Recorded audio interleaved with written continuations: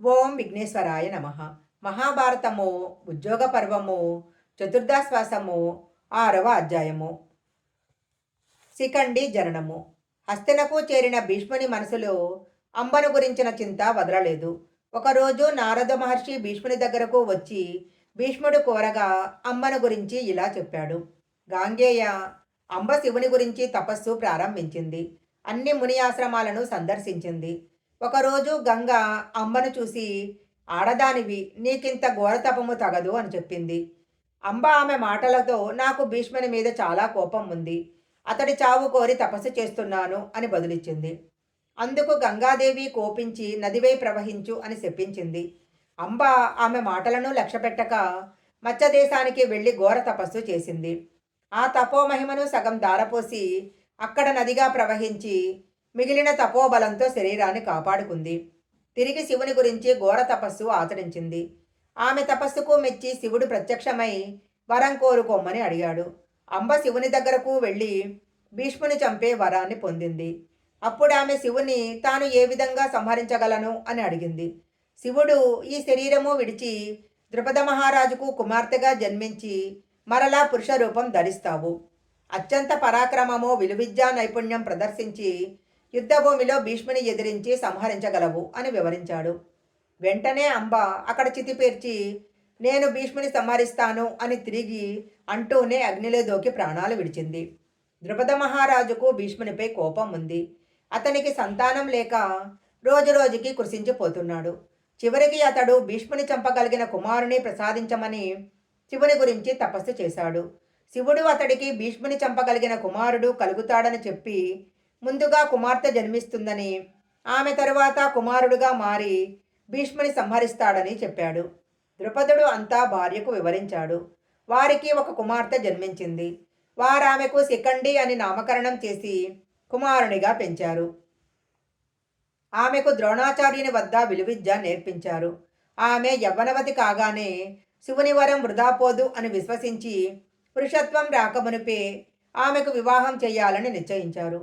వారు దశార్ణ దేశ రాజైన హేమవర్మ కుమార్తెతో వివాహం జరిపించారు. శిఖండి ప్రవర్తన ఆమె భార్యకు ఆశ్చర్యం కలిగించగా శిఖండిని గురించి రహస్యం తెలుసుకున్న మౌనంగా ఉండిపోయింది. ఆమె చెలికత్తె ద్వారా ఈ విషయం తెలుసుకున్న దశార్ణ మహారాజు ద్రుపదుని వద్దకు దూత ద్వారా యుద్ధానికి సిద్ధం కమ్మని వర్తమానం పంపాడు. ద్రుపదుడు దూతను నచ్చజెప్పి పంపాడు. హేమవర్మ ఆగ్రహించి తన సైన్యంతో పాంచాల దేశాన్ని ముట్టడించాడు. శిఖండి పురుష రూపం ధరించటము. శిఖండి తన పురుషత్వాన్ని గురించి రెండు దేశాలు యుద్ధం చేసుకోవడం చూసి సిగ్గుపడ్డాడు. అర్ధరాత్రి లేచి అరణ్యంలోకి వెళ్ళాడు. ఆ అరణ్యంలో స్థూలకర్ణుడు అనే యక్షుడు నివసిస్తున్నాడు. అతనికి భయపడి మనుషులెవరూ అరణ్యంలో ప్రవేశించరు. అది తెలిసే శిఖండి అడవిలో ప్రవేశించాడు. ఆ విషయం గ్రహించిన యక్షుడు శిఖండిని చూసి, కుమారి, నీవెవరు, ప్రాణాల మీద ఆశ వదిలి ఇక్కడికెందుకొచ్చావు అని అడిగాడు. శిఖండి జరిగినదంతా అతనికి వివరించి, నాకిప్పుడు పురుషత్వం కావాలి, కానీ అది శివుని వల్లనే సాధ్యమవుతుంది. అది విన్న యక్షుడు, అదెంత పని, నేను నీకు ఒక్క 10 రోజుల కాలము నా పురుషత్వం నీకిచ్చి నీ స్త్రీ రూపం నేను ధరిస్తాను. ఈలోపు నువ్వు హేమవర్మ దగ్గరకు వెళ్ళి నీ పురుషత్వం నిరూపించుకొని పరిస్థితులు చక్కబడగానే ఇక్కడికి వచ్చి మరలా మనమిరువరం ఎవరి రూపం వారు పొందవచ్చు అన్నాడు. శిఖండి అందుకు అంగీకరించి యక్షుని నుండి పురుషత్వం స్వీకరించి తల్లిదండ్రుల దగ్గరకు వెళ్ళాడు.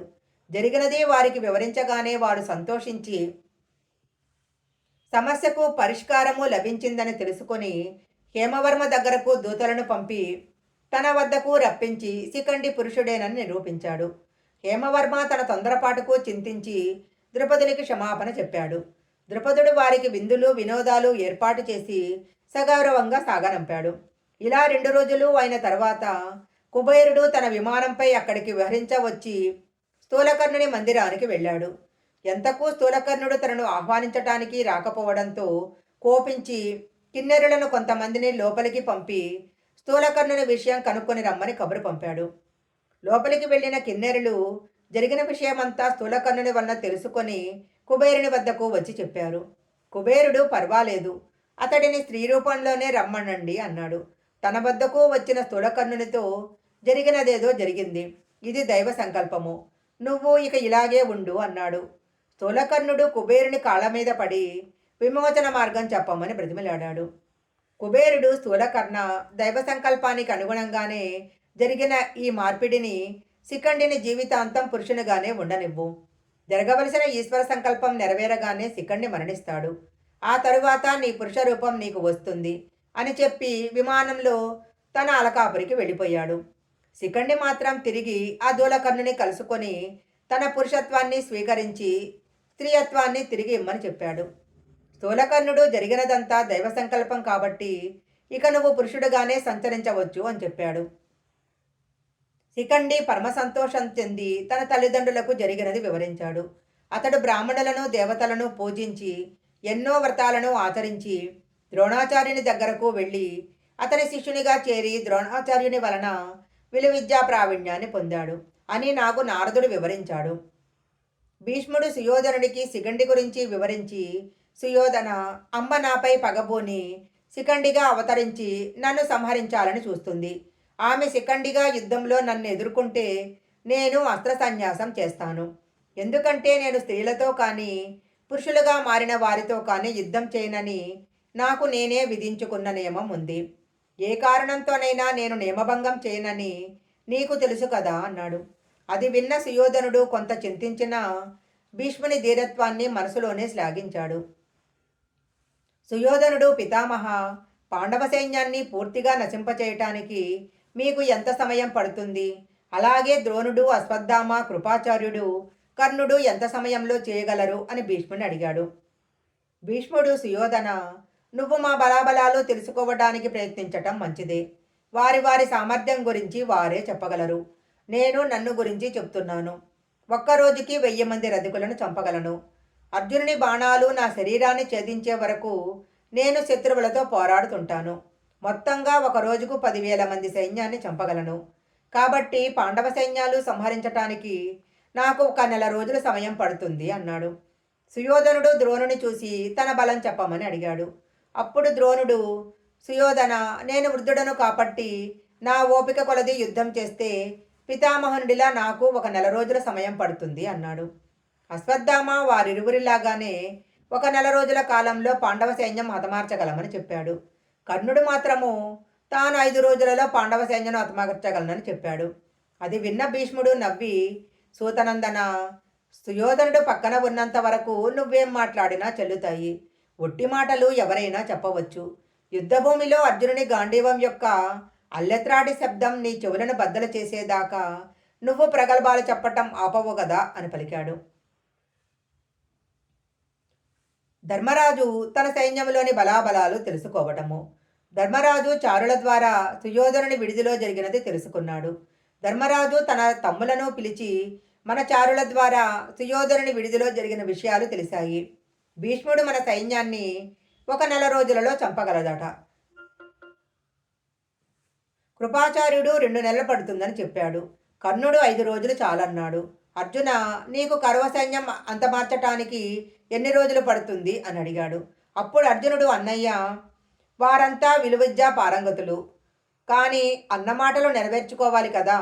నా శక్తి పరాక్రమము ఎంతటిదో నీకు తెలియనిది కాదు. శ్రీకృష్ణుని సహాయంతో నేను 1 నిమిష కాలంలో సర్వసైన్యాలను సంహరించగలను. ఈశ్వరుని మెప్పించి పొందిన పాశుపతాస్త్రాన్ని సంధిస్తే 1 నిమిషంలో భూమి భస్మీపటలం అవుతుంది. అయినా నేను దానిని ప్రయోగించను. నా పరాక్రమాన్ని చూపి, భుజబలం చూపి శత్రువులతో పోరాడి విజయం సాధిస్తాను. జయాపజయాలు దైవాధీనాలు చింతింపనేలా. మన వైపు భీముడు, నకుల సహదేవులు, అభిమన్యుడు, ద్రౌపదీపుత్రులు, ఘటోద్గచుడు మొదలైన వారందరూ ఉన్నారు. ఇక నీ శక్తి నువ్వు ఎరుగవు. నీకు కోపం వస్తే కౌరవసేన నీకు లెక్కలోనిది కాదు. కాబట్టి మనకు విజయం తథ్యము. మీరు నిశ్చింతగా ఉండండి అన్నారు. మహాభారతము ఉద్యోగ పర్వము చతుర్థాశ్వాసము సంపూర్ణము.